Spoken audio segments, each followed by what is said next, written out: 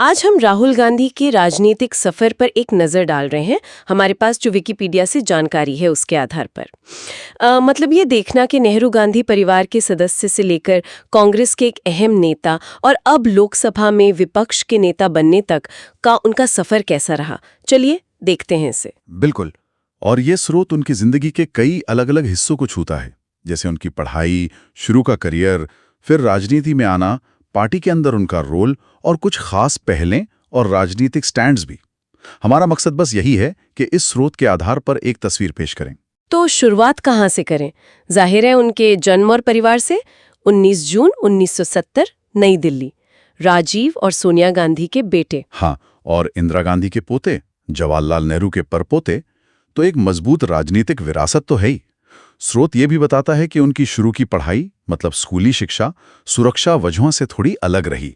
Doon school के बाद घर पर ही पढ़ाई हुई। अच्छा, और कॉलेज? हाँ, कॉलेज के लिए पहले सेंट स्टीफेंस गए, फिर हार्वर्ड, उसके बाद फ्लोरिडा में रॉलिंस कॉलेज से बीए किया 1994 में, और फिर कैम्ब्रिज के ट्रिनिटी कॉलेज से एमफिल 1995 में।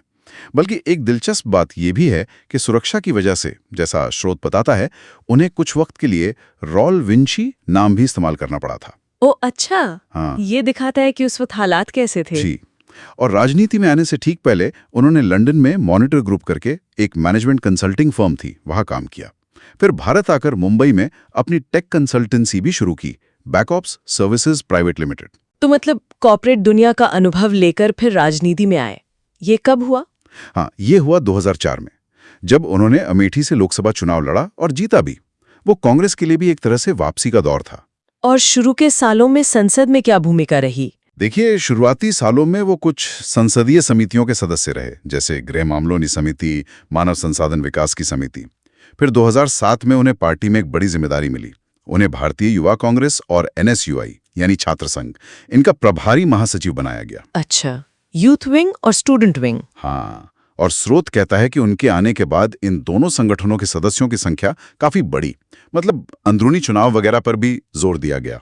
फिर 2009 के चुनाव आए जिसमें कांग्रेस जीती और कहा गया कि यूपी में जीत का श्रेय काफी हद तक उन्हें जाता है। बिल्कुल, उस वक्त ऐसा माना गया। लेकिन फिर जैसा राजनीति में होता है, उतार चढ़ाव आए। 2009 की जीत के बाद वो पार्टी के उपाध्यक्ष बने, पर 2014 और 2019 के जो आम चुनाव हुए, उनमें पार्टी का प्रदर्शन काफी खराब रहा। हाँ, सीटें बहुत कम हो गई थी, 44 और 52। जी, और इन दोनों चुनावों में वो पार्टी के मुख्य प्रचारक थे, तो उनके नेतृत्व पर सवाल भी उठे। दिसंबर 2017 से जुलाई 2019 तक वो पार्टी के अध्यक्ष भी रहे। और 2019 में एक और बड़ी बात हुई थी, अमेठी से उनकी हार। वो सीट तो गांधी परिवार का गढ़ मानी जाती थी। सही कहा, वो एक बड़ा झटका था। हालांकि वो केरल की वायनाड सीट से जीत गए थे। इन चुनावी नतीजों के बाद ही शायद उनकी यात्राओं का सिलसिला शुरू हुआ, भारत जोड़ो यात्रा। हाँ, कह सकते हैं। 2022-23 में भारत जोड़ो यात्रा और फिर 2024 में भारत जोड़ो न्याय यात्रा। स्रोत के मुताबिक इनका मकसद राष्ट्रीय एकता और सामाजिक मुद्दों को उठाना था। और क्या इन यात्राओं का कोई असर दिखा 2024 के चुनाव में? स्रोत सीधे तौर पर तो नहीं कहता, लेकिन हाँ, ये जरूर बताता है कि 2024 में कांग्रेस का प्रदर्शन सुधरा। पार्टी ने 99 सीटें जीती और 10 साल बाद विपक्ष का आधिकारिक दर्जा भी वापस मिला। बिल्कुल।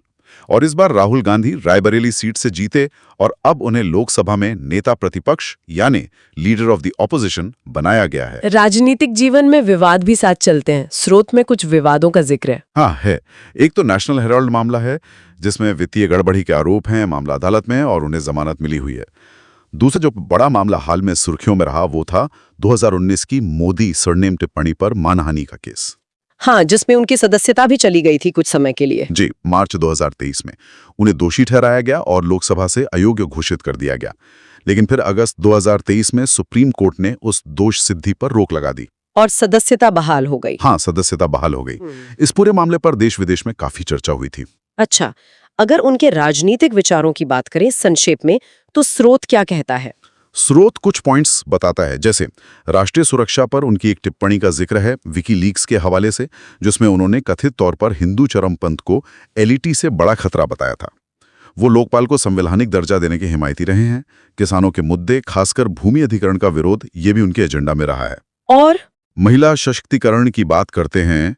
राजनीति में 50% महिला आरक्षण का लक्ष्य, एलजीबीटीक्यू अधिकारों का समर्थन किया, धारा 377 हटाने के पक्ष में थे। अर्थव्यवस्था पर भी उनके विचार दर्ज हैं, जैसे नोटबंदी की आलोचना और क्रोनी कैपिटलिज्म का आरोप लगाना। तो कुल मिलाकर इस स्रोत से राहुल गांधी की एक ऐसी छवि बनती है जो एक राजनीतिक वारिस से शुरू होकर पार्टी अध्यक्ष बने, चुनावी उतार चढ़ाव देखें और अब विपक्ष के नेता की भूमिका में है। बिल्कुल, ये दिखाता है कि कैसे राजनीतिक यात्राएं बदलती रहती हैं। व्यक्तिगत विकास, पार्टी की जरूरतें, देश के मुद्दे, इन सब से मिलकर बनती हैं। और यहाँ एक बात सोचने वाली है जो शायद स्रोत से उभरती है कि सार्वजनिक जीवन में जब मुश्किल दौर आता है तो उसके बाद वापसी करने की, खुद को फिर से स्थापित करने की जो क्षमता होती है, वो राजनीतिक सफर के लिए कितनी अहमियत रखती है। ये एक सवाल है